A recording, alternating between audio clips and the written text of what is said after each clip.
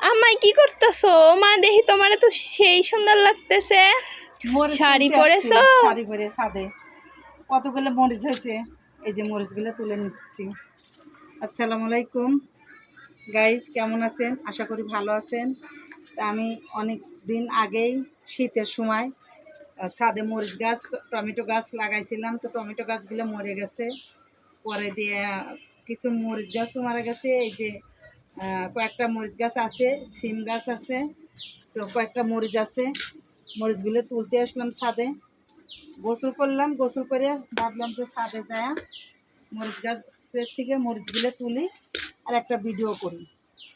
তো আপনাদের এরকম যদি ছাদ করে থাকে তাহলে ছাদে এসে গাছ লাগাইন, টবের মধ্যে এরকম বালতির মধ্যে গাছ লাগালে সময় কিছু মরিচ, কিছু ফল ফলালি, তারপরে কিছু তরকারি সবজি এগুলো লাগাইলে সময় তুলে নিয়ে টাটকাটা খাওয়া যায়।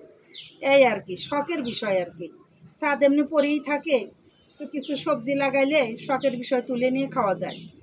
এটা তো আমার ভিডিওটা যদি ভালো লাগে তো আমার একটু শেয়ার, একটা লাইক, একটা কমেন্ট করেন। আমি পাবনার আখি আপা, আমার পাশে থাকেন, আমার সাথে থাকেন, ভালো থাকেন। আল্লাহ হাফেজ।